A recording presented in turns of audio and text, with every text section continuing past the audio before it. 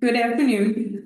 We have been dealing with some technical issues, so that's why we're recording in a different way, just in case, so we have a backup plan. So that's why that is standing there. Thank you, first of all, for coming out to listen to Candace Perry speak about, we're not here for the beer. I'll let her give more information about that. But just a couple things that I wanted to put out there. Next month, we will have Bradley Smith come and do a program called Wonderfully Nice: The Curious Legacy of the Pennsylvania Dutch. So we hope to see you then. And also I have a couple other programs coming. Sunday, September 28th from 2 to 3, we have Tom Henry talking about Lost in the Reservoir. So talking about the farms and buildings raised when the reservoir was built. October 11th, 10 to 12, we have our quilt enthusiast or Bard Garrett coming to talk about the history of quilt making via doll quilts. So she actually made all these reproduction quilts in doll size. So she has lots and lots to share. So again, we hope to see you there. And lastly, we have the square storage basket weaving workshop coming up November 1st, and we still have a few slots available. So without further ado, Candace Perry. Thank you, Meredith. I hope you enjoy this rather unusual topic today. And no, one of my friends up front was asking about free samples. No, this is still the Schwenkfelder Library and Heritage Center, and we are teetotalers around here, at least in the Heritage Center, maybe not at home. But yes, today my title is We Are Not Here for the Beer, which is taken from the t-shirts that everyone wore maybe 30 years ago. I don't know. Do you remember that phrase? We're here for the beer? No? Well, we are not. And it is about lager beer, saloon culture, and the temperance movement in the 19th century. And these are things that, once again, I've been interested in for a long time and was able to combine them into one talk. So we'll see how this goes. Now, let's see if I can get this going. Nope, that I don't want. Oh. No, wait. Get rid of that. Sorry about this. Oh, you got it right there. Okay. Okay, we'll see how this goes. They may need to step in and help me. I don't know why this always has to be this way. Okay, so first of all, we're going to talk about the origins of lager beer and why this matters. Lager beer, as some of you may know, is quite different from the beers that they had in the 18th century and early 19th century here in the colonies and the brand new United States. Lager was a new introduction. It comes from this word lagern, meaning to store, because as you can see in the sort of barn type building here, there are a lot of barrels on the bottom floor of that building, and that's the lager beer being stored. It was made on the next level, and then I believe the grain, etc., was stored on the top level. So that was the most important part of lager beer, was it was stored, and it was made through this fermentation process, as you can see, at much lower temperatures with the yeast that sinks to the bottom of the barrel. Now, this was nothing new. There was always this bottom sinking yeast. It was just the type of yeast that has that long Latin name there that was sort of a new invention and was a hybrid, I believe, of the rising yeast and the bottom sinking yeast. So they came up with this new yeast in the 17th century and began producing beers, lager beer, at these court breweries, which here's shown the famous one, the Hofbrauhaus in Munich, which some of you may have visited. Have you visited Annette? Yeah, yeah. It's a very famous place, still open today for visiting.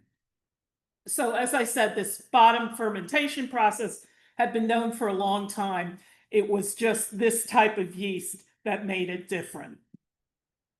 So the first lager in the United States, which remains somewhat mysterious, even though the good folks at the Pennsylvania Historical and Museum Commission saw fit to declare where it was first made and who first made it, which was a German immigrant named John Wagner, or as some people have changed the name or anglicized it to Wagoner.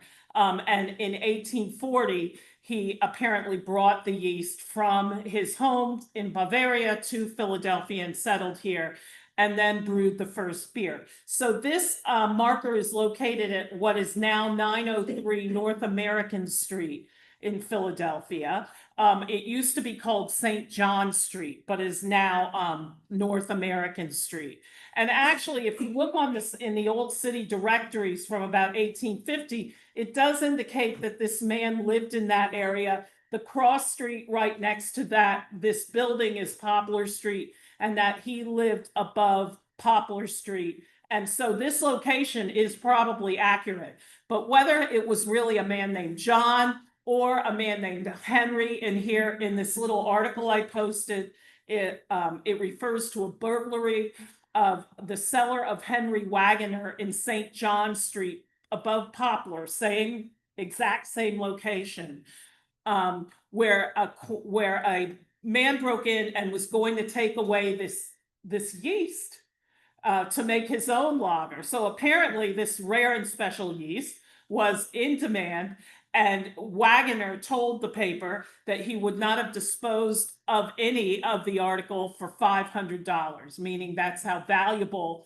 he considered the yeast to be. Now, whether his name was John or Henry, or perhaps in the German way, it was Johann Heinrich John Henry, we don't know, but we do know that people by this name had immigrated in the early 1840s to Philadelphia. It looked like a trio of brothers.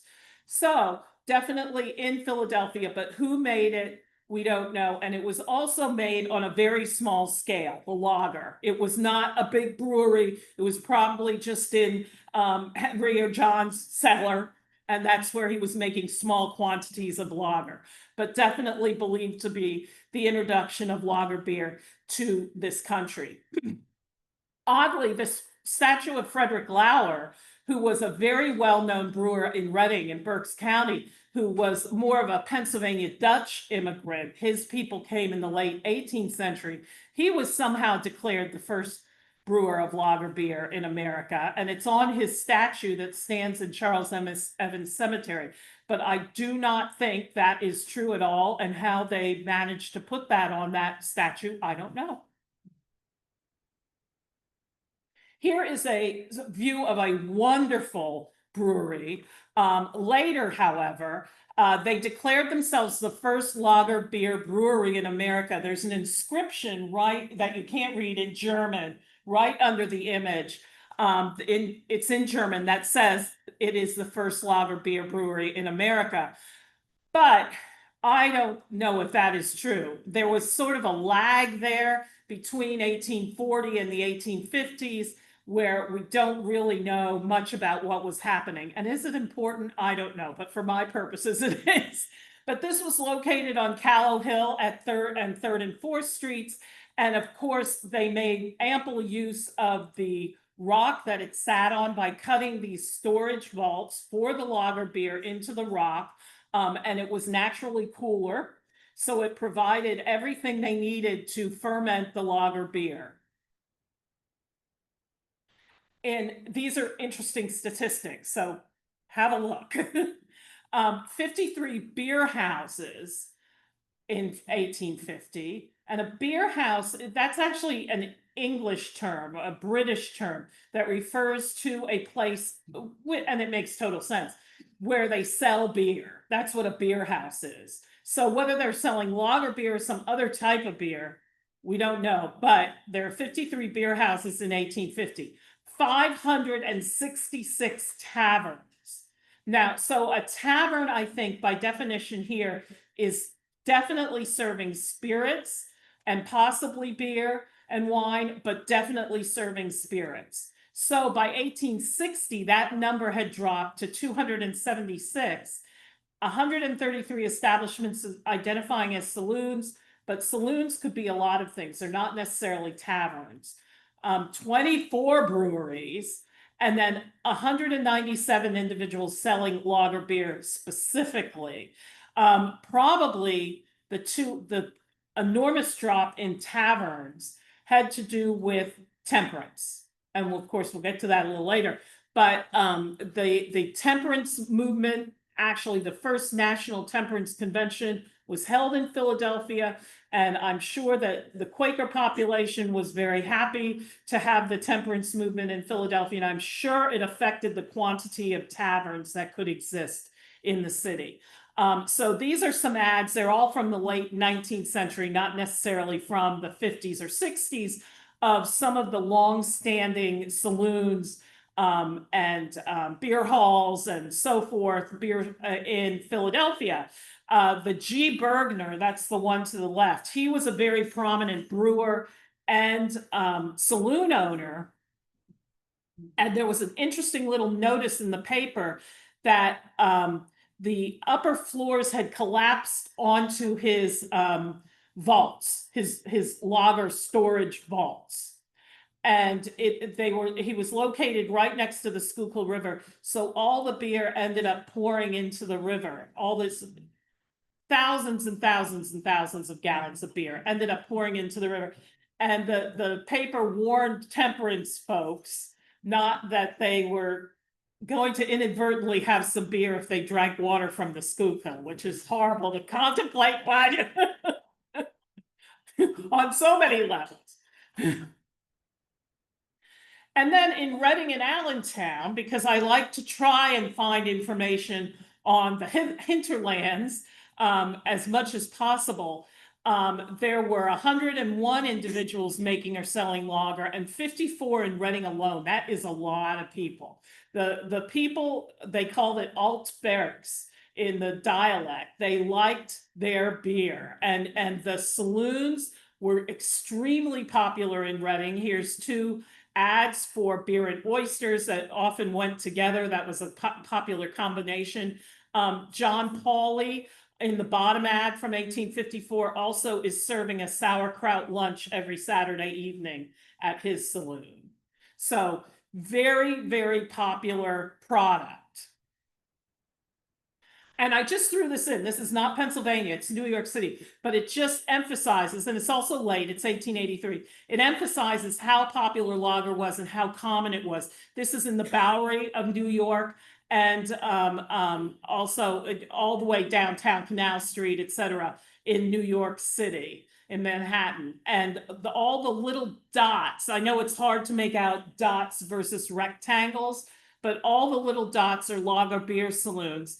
And on the left-hand side, that part of the map with the Bowery, that had 262 lager beer saloons, and the right map had 181 lager beer saloons existing in that small part of New York City in 1883. Now, granted, the immigrant population had something to do with that too, and I'll get into that more, but that I just found this amazing that so many existed. So you can think of how many probably existed in Philadelphia at the same time. Now, why was it so popular? And here I show the surviving lager that we're so familiar with would be Yingling, and how long that's been around. And why was it popular? It was a lighter beer. And that was probably the most important aspect of it. It was a lighter beer, unlike the earlier ales and porters. It had a longer shelf life. It was a good gathering. The saloons were good gathering places for the immigrants, and specifically the German immigrants. And there's a whole political situation that goes along with that I'll talk about in a little bit. And the saloons from the mid-19th to early 20th century served a free lunch that was a major inducement to getting men in at lunchtime.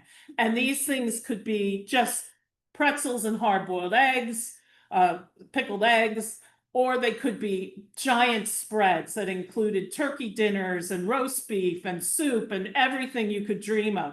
So they used the free lunch as a come on to get the guys to come in and drink. And remember, it's all men. There weren't ladies in there. And of course, as I said before, the spirits during the early temperance years from 1830 to 1850 really declined in popularity. So you're going to see much less spirits consumption, and then of course the demise of the taverns too, less taverns. And here we have how some people would have viewed lager beer. This man on the right, this king, is King, I believe his name was Gardinus, and I'm sorry, I should have looked it up before, but he was the king of beer. And he's a German figure that you see, if you go to Bavaria, you'll see him all around Munich and statues of him. I think there's a statue of him somewhere in Allentown at the old brewery in Allentown. So he's on the right, and he's toasting with his mug. And then you see also on the right, if you can see in this light, a group of people around a house. They're sort of walking pleasantly, and and that's the lager tavern. But then on the left, this is the whiskey man, and look, he just looks disgusting. And then his tavern is full of brawlers and horrible people, and so it was really considered a better choice to consume lager beer than whiskey, at least in the early years. But that would change. Okay, here I have my temperance man, and he says the first thing we want is a law making the use of tobacco, animal food, and lager beer a capital crime. Now, that this is all coming out of not just the temperance movement, but the new health movements that were taking place in the mid-19th century. What he is saying, for example, you probably know about Battle Creek, Michigan, and how Kellogg's started, and that it started really as this health food and this sanitarium in Battle Creek, Michigan, and Kellogg's cereal came out of that. Well, this is all part of that they were saying, well, tobacco is evil, animal food, you were supposed to be actually vegetarian. This is an early reference to vegetarianism, and lager beer is all evil. And so here we have the Drunkard's Progress and the American Temperance Society being formed in Boston in 1826. And the Temperance Society at that time consisted of middle-class Protestants. That's where this movement came from, and evangelical Christians. And so they led the fight in New England, which makes sense because a lot of these things did start in New England. And these chapters soon appeared all over the country. So this print was published first in 1826, and it shows the degradation of a man from left to right. And it's, as I said, it's a little light in here, so you may not be able to see it very well. But how he goes from drinking in the morning, he takes some drink in the morning, then starts going to the grog shop or the bar. And in the grog shop, there's actually a suit of clothing. You can kind of see it hanging up that somebody has pawned to buy beer. And also on the bar, there's some, can you see it now? No, I think it's worse, maybe. I'm sorry to say. Okay, we'll wait just a sec. Because we turned up the lights up here. Lights down. Okay. They could even go down a tad more, maybe even. That's the next one. Okay. Okay, so, and then when the third image is of the man at home, sitting on the floor, everything's a mess because he's a drunk. And then the fourth image is being evicted from their lovely home. So this is a common theme that shows up throughout this early temperance period of the degradation of men, specifically men who drink too much, and the impact of taverns and saloons on these men. But as I noted at the bottom, the Temperance Society was anti-spirits, or what they called ardent spirits, and not beer and wine, at least to start. Here, this is an amazing document I came across, and it's in the collection of the Gilder Lehrman Institute of American History, which is located in Manhattan. And it is signed by a founding father, James Madison, Andrew Jackson, and John Quincy Adams. So it's apparently was written about 1831 to 1833, sometime around there. And as I mentioned earlier, in 1833, the first National Temperance Convention was held in Philadelphia. So did this have some relationship? There's no specific history on this document and why it was written, and it was done in this wonderful calligraphy. But as you can read, they're condemning the use of ardent spirits, and the entire disuse of it would tend to promote the health, the virtue, and the happiness of the community, and saying that especially young men discontinue the use of it.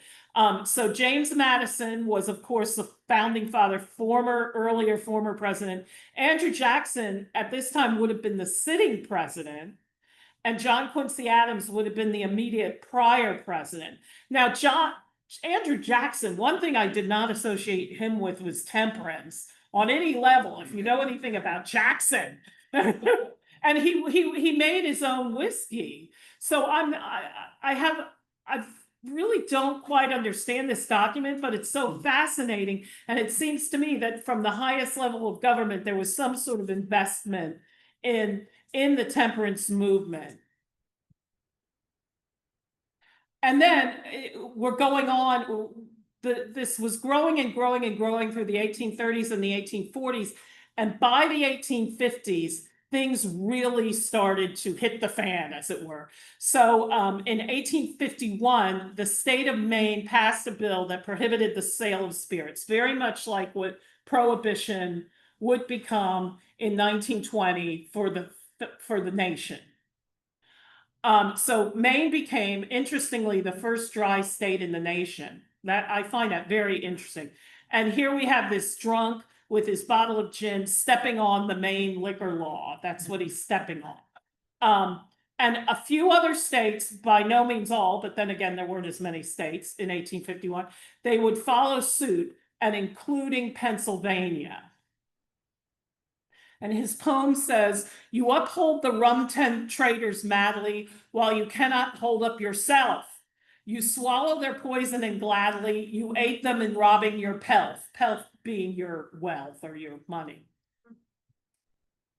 So in the 1850s, starting in about 1852 or so, there was a newspaper out of Lancaster that was very much against the sale of lager beer and pro-temperance, but specifically coming out against the sale of lager beer. This paper appears to be associated with the political group known as the Know Nothings. Are you familiar with that terminology? The Know Nothing politics of that time. The Know Nothings were nativists, they were anti-immigrants, and they also used the temperance bandwagon as a way of underscoring all of this. But the anti-immigrants position was very important with lager beer, because lager beer was associated with Germans, and more specifically German Catholics. Oh, they were very anti-Catholic. That was the other thing. That riots were incited in the bigger cities. In Philadelphia, there were Know Nothing riots that involved the German Catholics and Catholics in general. I know when I was working in Louisville, there were very famous riots and fires happening during this period in Louisville, all to do with the Know Nothings and their reaction to the immigrants and the Catholics. So this is talking about a wagon. This image I have is of a type of skeleton wagon. A skeleton wagon was basically just wheels and axles and some sort of bed that would allow the barrels of lager to be transported to the taverns. And this was happening on Sundays. So this individual writing felt this was the most horrible thing on earth, that these lager beer dens, which mar the moral beauty of our city, meaning Lancaster, should be indicted as nuisances at common law. And so this particular writer, who pops up in this Lancaster paper without a name, anonymously, for several years, was really trying to get lager out of the city. Also, just during this time, has anybody heard of this book, 10 Nights in a Bar Room? Okay, so none of us were born in the 19th century, which is good to know. Because if you were, you would have known this book. This book was the second most popular book in America, behind another book that also had a very strong moralistic story. Can anyone guess what that book was? You're so good. Bravo. Uncle Tom's Cabin. I'm so proud of you. That's excellent. But this book was written by this gentleman and first published in its entirety. It had been serialized, I think, in part in newspapers and magazines prior to this, but in Philadelphia in 1854. And it went through once again, this degradation of men who were drinking in a tavern, and what happened to them and their families and their wives, and et cetera, et cetera. It was a horrible tale. I'm showing you this ad for Wunderlich's Zographicon. A Zographicon was a huge scrolling motion picture. It was like somebody took a scroll and would move the scroll, and George Wunderlich, who was the artist who designed this, painted all the images from 10 Nights in a Bar Room. So it was a precursor to movies, basically, that people lined up to see. I include him in particular because we actually own a painting by George Wunderlich. He was born in Sumney Town. So whenever he pops up on my radar, I like to include him. Very popular, and this was a big production for Christmas time in Philadelphia. Then the one in 1878 refers to the man Samuel S. Sanford, who actually presented the first minstrel shows being people in blackface, in the United States, in Philadelphia. And by this time, he was doing the play version of 10 Nights in a Bar Room, the temperance drama, as he refers to it. And on the bottom part of the ticket is Uncle Tom's Cabin. So he was doing both of the big popular stories of the day in Westchester in 1878. So moving on, though, with what was going on in politics, we have Pennsylvania Governor William Bigler, who served during this very hotbed time for temperance of 1852 to 1855. And there was a bill that passed the state assembly regulating lager sales, but he refused to sign it, to sign a bill which would give the people the power to control and in most cases prohibit the infernal traffic in lager. And this too coming from the Lancaster paper in 1854.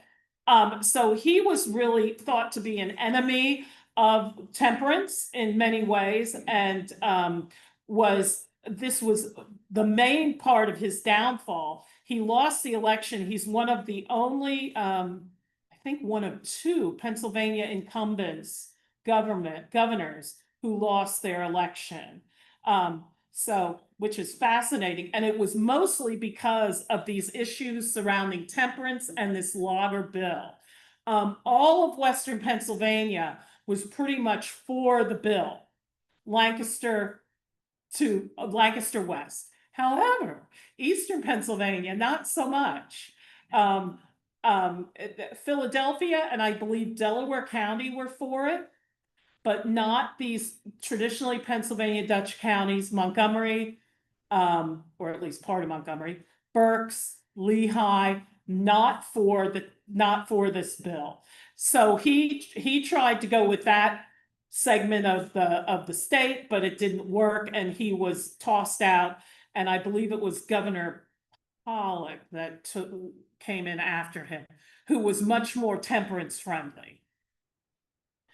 And then in 1855, they did manage to pass this law that was known as the jug law. So you could buy spirits of these different types, meaning wine, spirits, malt liquor, or brewed liquors, which would of course mean lager and other beers, or any mixture thereof. You could buy a quart or more, which is interesting. So you could take it home. It was like your growler, right? You could take it home, but you could not consume it in any bar room where you could purchase it. So to think back to when I was talking about lager and the saloons that were community meeting places for specifically immigrants, they were really trying to sort of take that away, that community setting for immigrants, German immigrants in particular, and eliminate that ability for them to meet and gather in one place. Now, of course, it didn't ever, and the Germans were very clever and had all those Germanic associations, but they did not want them gathering together and drinking beer. And there were some very interesting facts about lager consumption. There were questions all through the 1850s as to how intoxicating lager actually was, because the alcohol, what is it, by volume, was supposedly only 3%. So very small percentage. And these specifically Germans would report drinking 20 glasses in the morning, and some as much as 100 glasses a day. I'm not kidding. This was reported in the newspapers. That these, and they were specifically Germans who, I guess this was like mother's milk, at least for some Germans. Not for Schweinfelders and not for Mennonites, I am sure, but for other kinds of Germans, probably the urban Germans of the time, this was a normal thing. And whether or not they were really intoxicated, that was the big question. So would lager be part of that scene that the temperance people were so against? So I think it was finally determined that yes, obviously it was intoxicating, and hence all these laws that came about. But this was very short-lived. As you see, it was repealed in 1856. It was very, very short-lived, and lager continued to flourish. And then a little thing called the Civil War came along. And the temperance movement didn't grind to a halt, but there were much less activities going on during the period of the Civil War. So the nation's thoughts were elsewhere, and I don't think you were going to deny soldiers a drink if they needed it. This is long, but it was so amusing because this particularly comes from a journal called The Scalpel that was published and written by a Dr. Edward W. Dixon. And this was directed at women in particular, and why women should not drink lager beer. Because the depressed and broad heads, the wide shoulders and breast, the straight back and cow-like tread of its victims is already known to keen observers. A great change takes place in the eye when lager beer is habitually drank. It is invariably a turbid and sleepy look. Yeah, well, if you're drinking 20 glasses of it. I'm pretty sure the glasses were, that's what they drank. They didn't drink the steins. They were small. While its muscles are so much relaxed as to make it, as it were, hang in a defenseless state. The effects of lager beer in other respects are marked. The diameter of the head between the ears appears enlarged. And she's a good example of it. And with it, the back part of the jaws, giving to the countenance a three-cornered look, so characteristic of the Low Dutch face. I don't know if we're the neck becomes thick, often hanging over the shirt collar in wrinkles in the region where phrenologists locate the organ of amativeness. Phrenologists were this pseudoscience, these practitioners of the pseudoscience where they use the bumps and shape of the head to identify your character. So it was a big deal in the late 19th century, and even some Schweinfelders practiced it because we have journals here and phrenology heads and all that jazz. So they were really trying to keep the women from consuming lager beer because they too enjoyed it. Okay, now we're on to I'm very happy to be able to include my great-great-grandmother, my non-Dutchy great-great-grandmother in this story. And her name was Miriam Mary, maiden name Hitchcock Cole, born in West Haven, Vermont in 1832, and with her parents and the rest of her family. And her grandfather, he moved from Connecticut to West Haven and owned a tavern. So this is an interesting twist.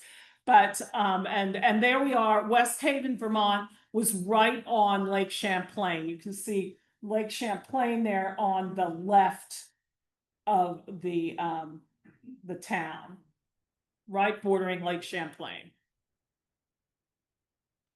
And she was a well-educated young lady and attended the Troy Conference Academy, which seems to be Methodist Episcopalian in Poultney, Vermont, and apparently got a very good education there, specifically educated by the ministers from the those specific groups. In 1855 or 1856, she married Andrew B. Cole, whose name comes down in my family through several generations. Actually, my son's middle name is Andrew because of this man, and had one daughter named Candace, for whom I am named. And I also have sort of a second cousin once removed, another Candace in my family, who was much fancier than I. She married a man named Tweed Roosevelt, and he was who he sounds like. And in 1863, and I don't know why, the family moved from Vermont to Sydney, Ohio, probably there were some opportunities there for Andrew. And interestingly, at some point, Miriam's father, Alman, moved out there with them. There could have been coal relations out there in Ohio. But I really don't know why they moved there. I believe he was just a farmer, Andrew. So he may have been able to get a good price on land that he couldn't get in Vermont. I don't know. But there's a little bit of a lag in me knowing what Miriam was doing in the 1860s, probably like since the Civil War was going on, that occupied people's thoughts very much. But by 1869, she had become a delegate to the Cleveland Convention. This was a very significant suffrage convention in 1869 that really started the movement. It'd been going on since the 1840s in New York where it started, but this sort of formalized things in a much greater way.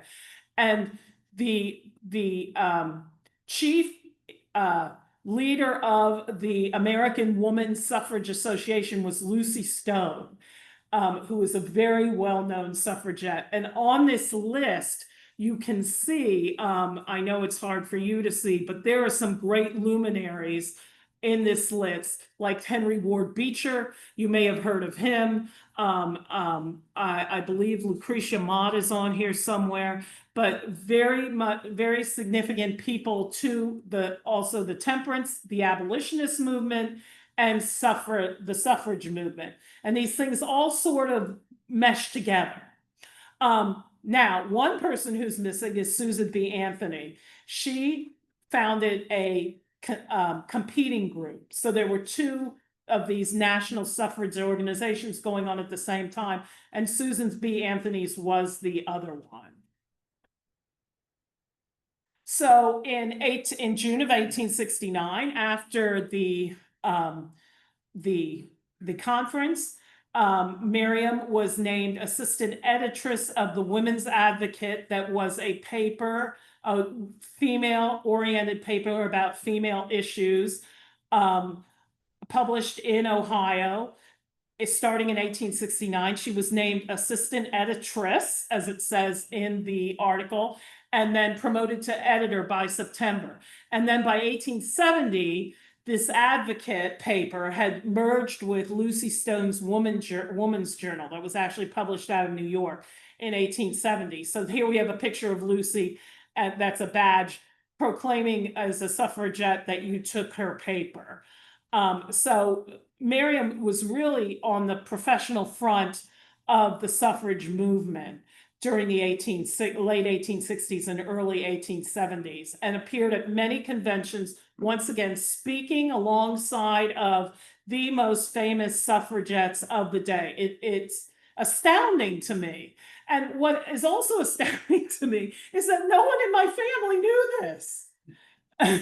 My grandfather unfortunately died when I was 5, her grandson, Miriam's grandson.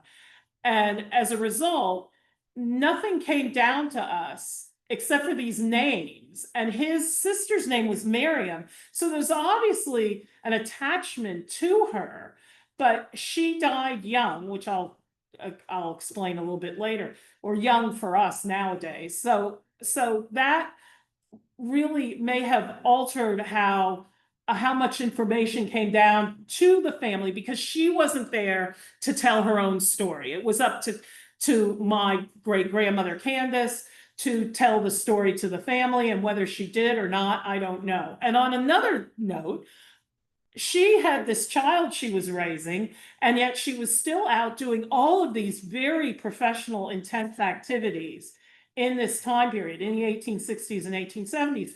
And I'm thinking, where was Candace? She was at home with Andrew, I guess. Maybe there was some housekeeper that was helping look after her. But for that time period, this is really quite extraordinary. Although, as you saw on that list from the previous slide, there were lots and lots of women doing the same thing. I don't know how many of them were parents, but certainly I do wonder about what was going on there in the household, and that Andrew was very supportive of it, apparently. So in the Ohio newspapers in 1871 and 1872, during some of these conventions and talks that Miriam gave, she was described, look who's on top of that list, is Susan B. herself, who wears spectacles. But Miriam M. Cole is jovial and good-natured, which I'm very glad for. And Elizabeth Cady Stanton is considered the noblest Roman of them all. And I think that was probably very true if you're familiar with her.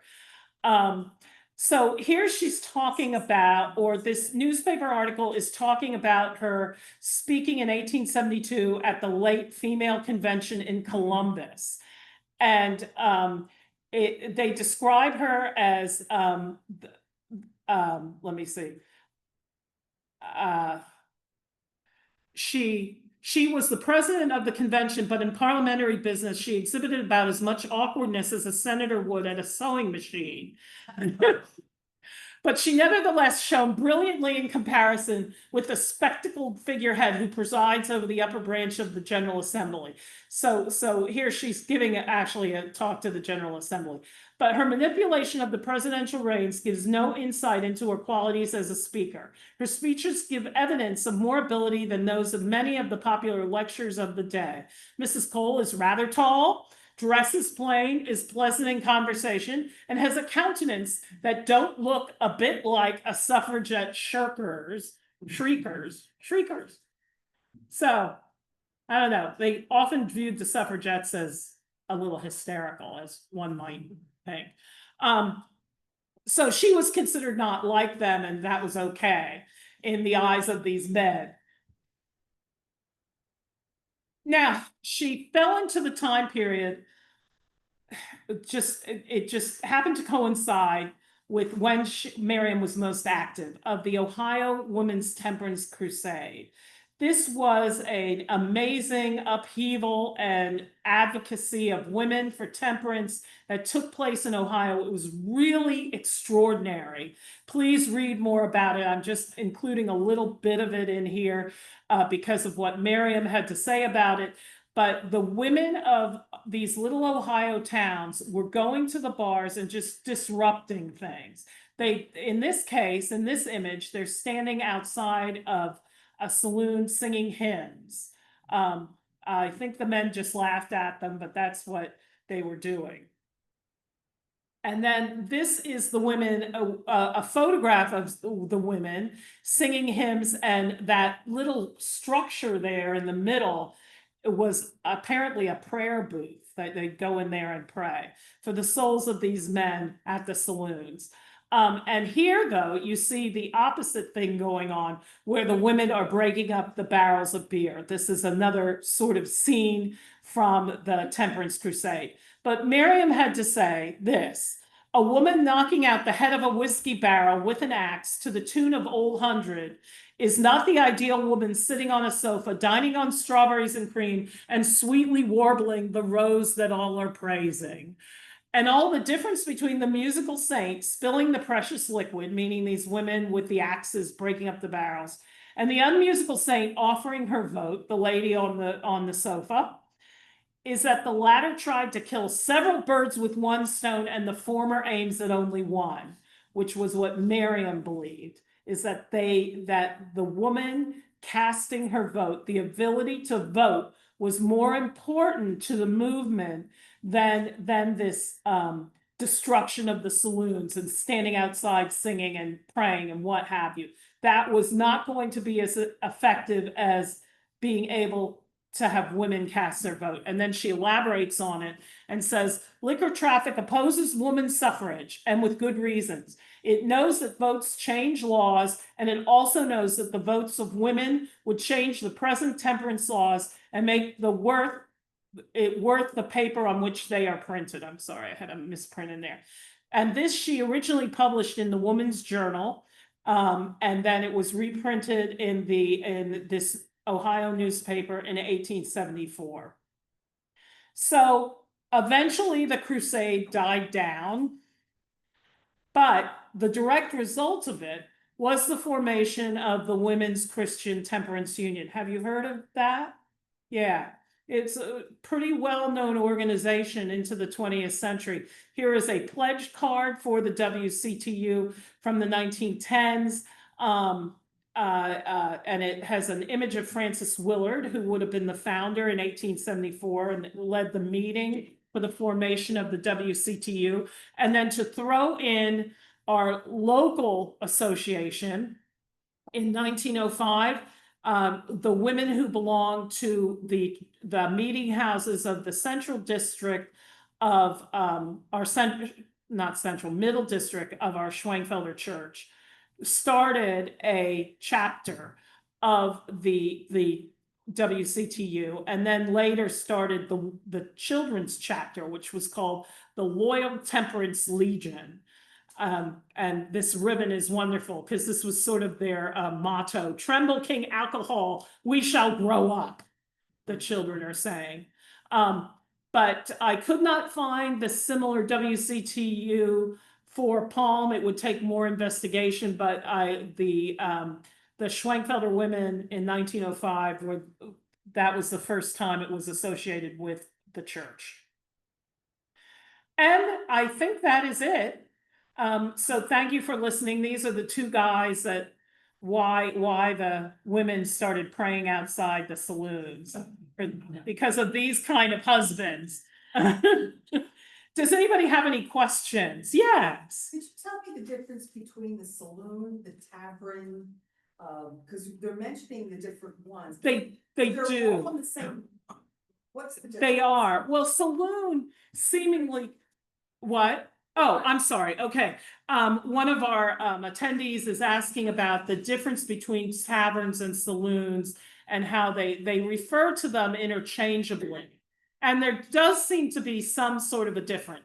A saloon could be many things. It did not have to be a bar. You could have an oyster saloon. Now, they may have served beer there, but they predominantly were serving oysters.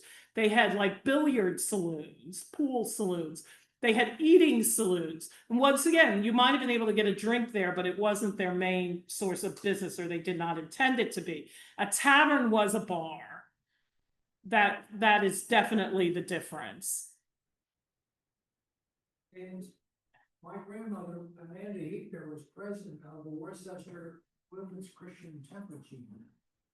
So she didn't drink, and neither did her son, my father. Her grandson, though. Our attendee is saying that his grandmother, Jerry Heidner, is saying that his grandmother, what was she president, did you say? Yeah. President of the Worcester chapter of the Women's Christian Temperance Union. And she didn't drink, nor did her son, but her grandson, well, maybe. We won't reveal too much. Anybody else have something? Yeah. I'm from Worcester too. I read where the WCTU share an office in Montgomery County with suffrage people.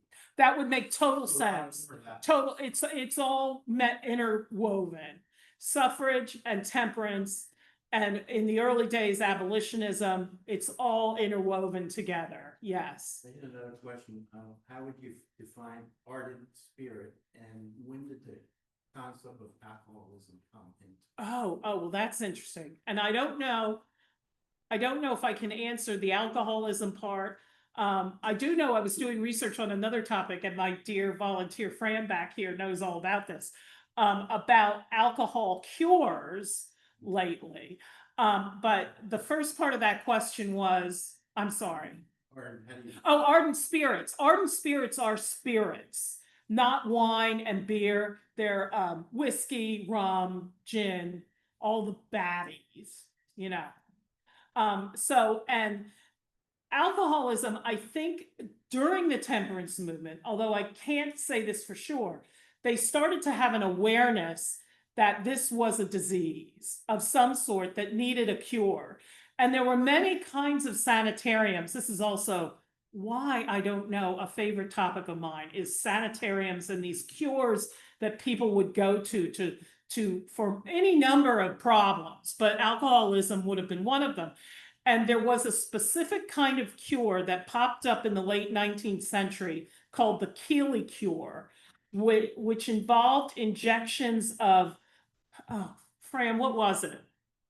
Coal, some strychnine, opium, morphine, arsenic.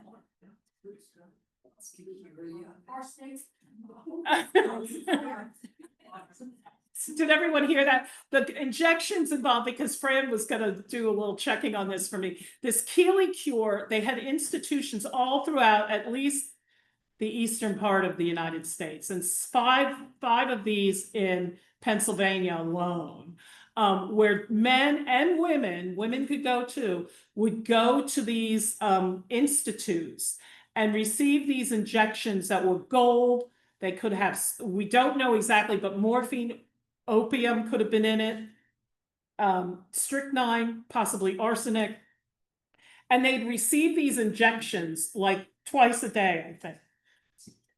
And it apparently worked on some people, that they dried out. But you were going not just for alcohol, but you might go for opium addiction. So I don't know how opium would have helped, but that sounds like homeopathy, when you inject somebody with something and then they the same thing that they're addicted to. I don't know.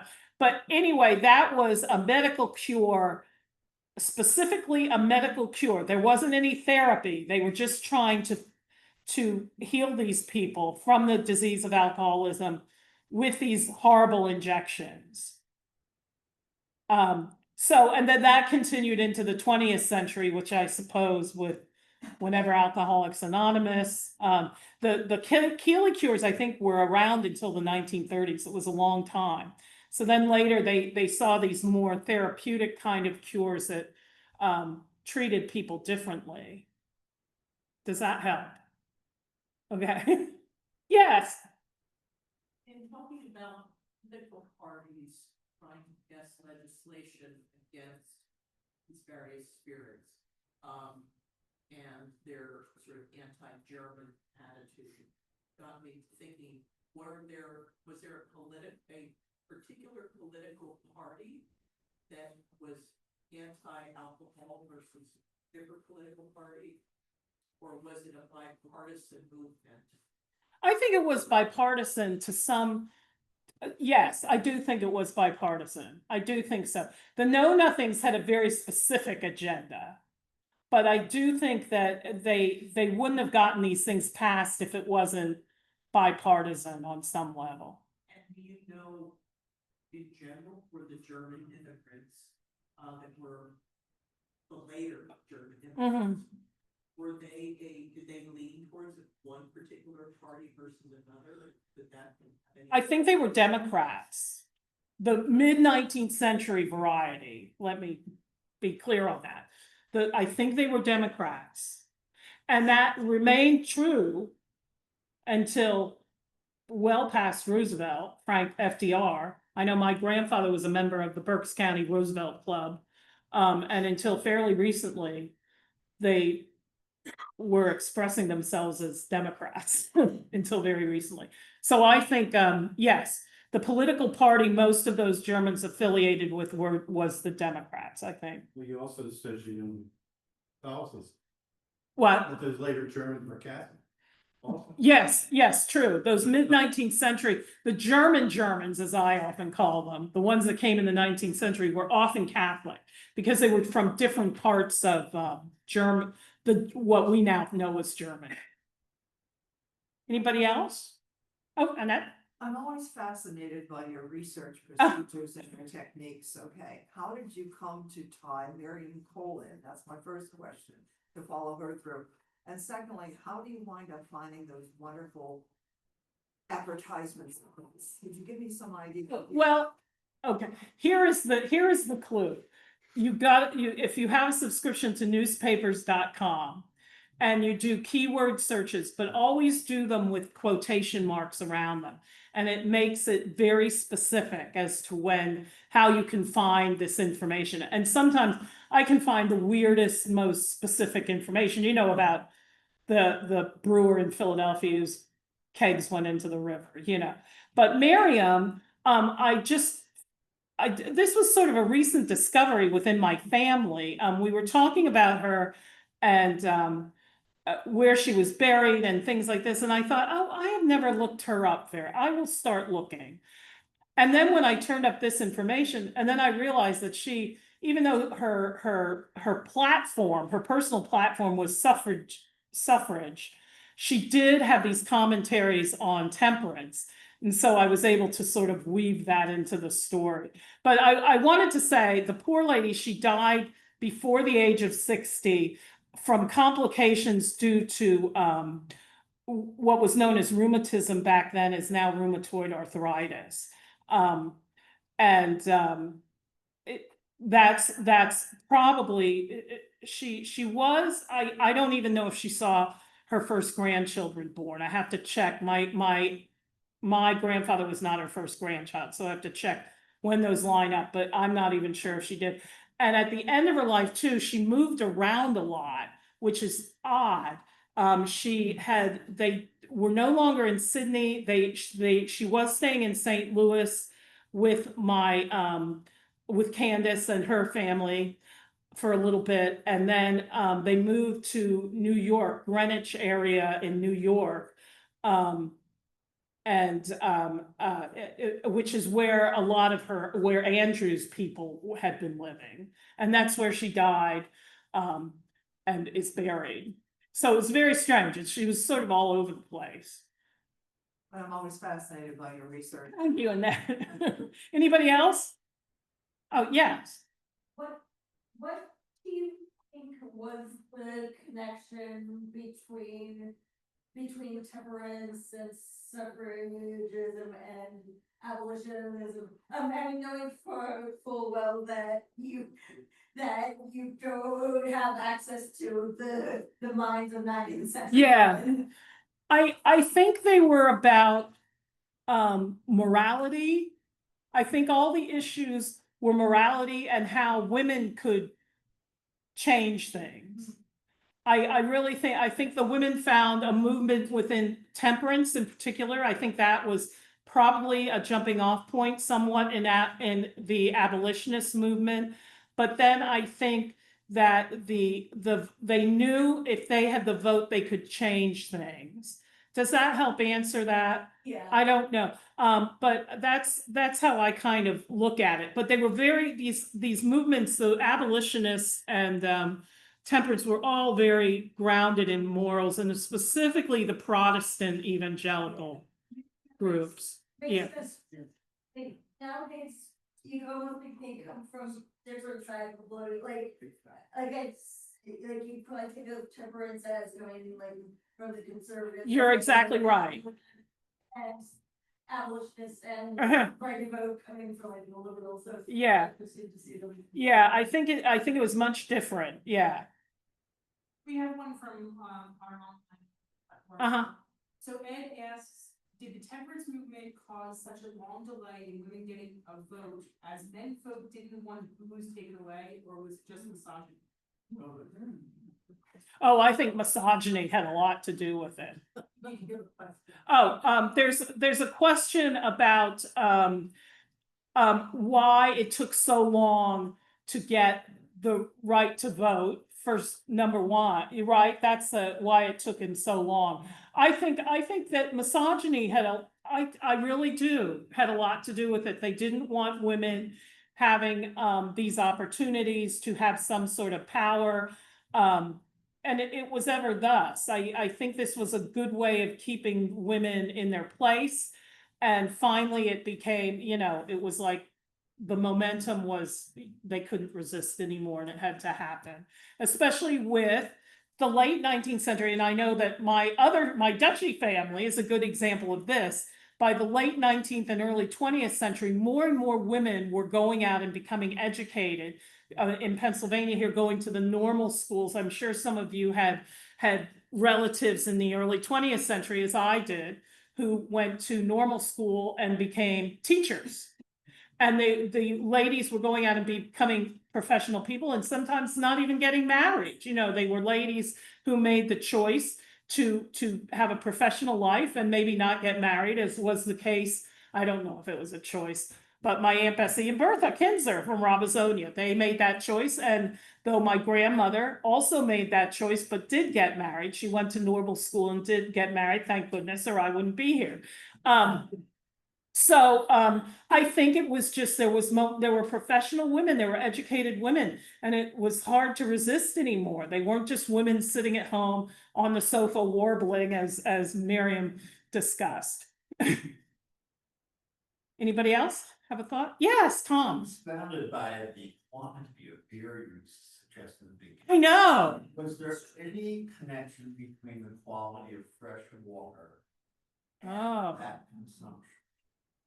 Now that I can't answer, but that's a good question. And I'm going to look into that to add to it, because that's a very good question. And I need to add more to it about the quantity of beer. But it may have had something to do with the quality of the water, yes. They certainly weren't getting sick off of it. They were drinking consume mass quantities, as the old from the 70s, the old phrase from the 70s. Anybody else? Yeah. Politicians need, I guess, the idea of alcohol and promoting, legislation to make it available. And yet many of those same politicians benefited at the polls from free liquor being. Oh. Oh, indeed. Yeah. Liquor them up and they'll do what you want. Yeah. Thank you, Michelle. That was a very good thought. Anybody else? Well, thank you so much for coming today, and thanks for all your wonderful thoughts. Thank you.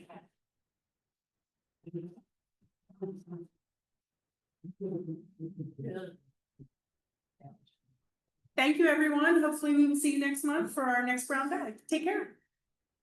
What is the next one? Did you say when or what? What? What? So what is the? Well, okay. Let me finish this. I could have done that. Or more, yeah, wow. And we Here, I can do this, that. we answer this Okay. question. Sure. Do you think like it? Yeah. Yeah, I could do it in November. Thursday, Okay, sure.